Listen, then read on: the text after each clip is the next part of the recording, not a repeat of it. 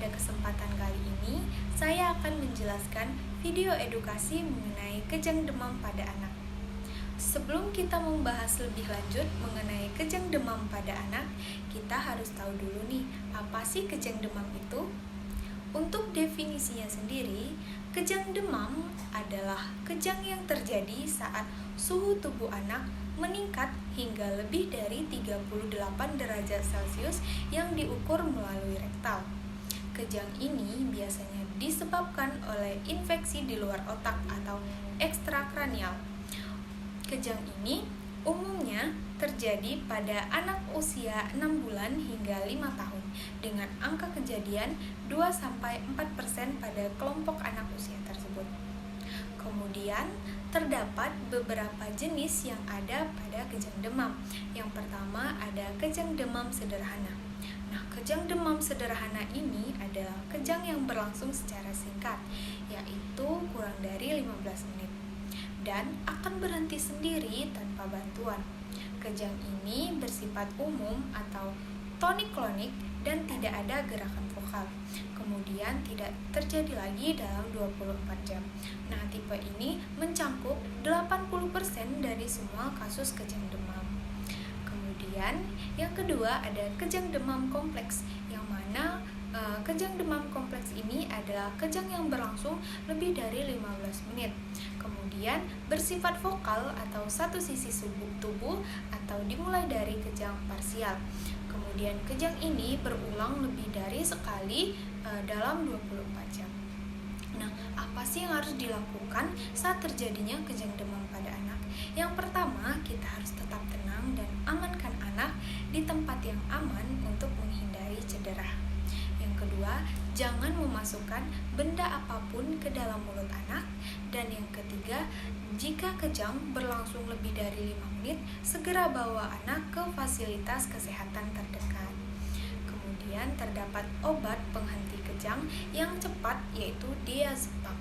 Nah, untuk kondisi darurat di rumah, orang tua dapat menggunakan diazepam rektal sesuai dengan petunjuk dokter. Kemudian apa sih penyebab dan pemeriksaan penunjang yang tepat untuk kejang demam tersebut? Nah, penyebab utama kejang demam adalah infeksi yang menyebabkan demam.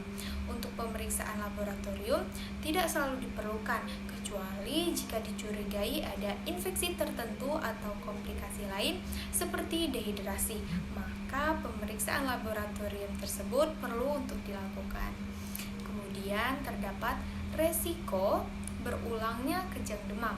Nah, kejang demam ini dapat berulang terutama jika terdapat beberapa faktor resiko seperti yang pertama yaitu ada riwayat kejang demam dalam keluarga. Nah, hal ini menunjukkan bahwa predisposisi genetik mungkin berperan dalam meningkatkan kerentanan anak terhadap kejang demam.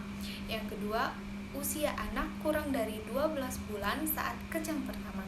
Nah, jika kejang pertama terjadi pada anak yang usianya kurang dari 12 bulan, maka resiko kejang demam berulang cenderung lebih tinggi dibandingkan dengan anak yang mengalami kejang pertama kali di usia yang lebih tua.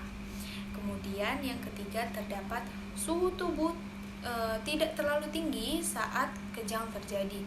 Nah, jika kejang muncul ketika suhu tubuh anak tidak terlalu tinggi, hal ini menunjukkan bahwa anak memiliki ambang kejang yang lebih rendah sehingga lebih rentan mengalami kejang demam pada episode demam yang berikutnya.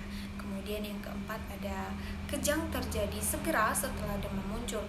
Nah, jika kejang terjadi segera setelah demam muncul, maka resiko kejang berulang pada episode demam berikutnya juga akan meningkat karena tubuh anak mungkin lebih cepat merespon perubahan suhu dengan kejang.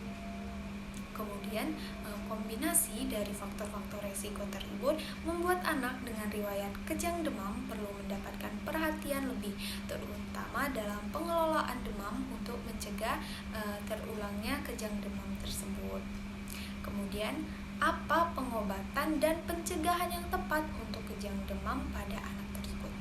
Yang pertama bisa menggunakan antipiretik, di mana bisa menggunakan paracetamol atau ibuprofen yang dapat diberikan untuk mengurangi demam pada anak. Kemudian yang kedua ada antikonvulsan, yaitu untuk anak dengan resiko kejang berulang. Nah, dokter dapat meresepkan obat seperti diazepam oral atau rektal saat anak mengalami demam. Kemudian ada pengobatan rutin di mana obat seperti fenobarbital atau asam valproat diberikan jika kejang berlangsung lama, berulang atau disertai dengan kelainan neurologis. Kemudian terdapat prognosis dan edukasi orang tua. Kejang demam biasanya tidak menyebabkan kecacatan atau gangguan perkembangan. Namun, orang tua perlu memahami bahwa meskipun kejang terlihat menakutkan, prognosisnya umumnya baik. Namun, ajarkan anak cara menangani kejang di rumah dan konsultasikan dengan dokter untuk penanganan lebih lanjut. Perlu diingat ya, konsultasi dengan dokter sangat penting untuk menentukan langkah terbaik bagi anak. Dengan informasi yang tepat, kejang demam dapat dikelola dengan baik. Sekian yang saya dapat sampaikan, semoga bermanfaat. Terima kasih. Wassalamualaikum warahmatullahi wabarakatuh.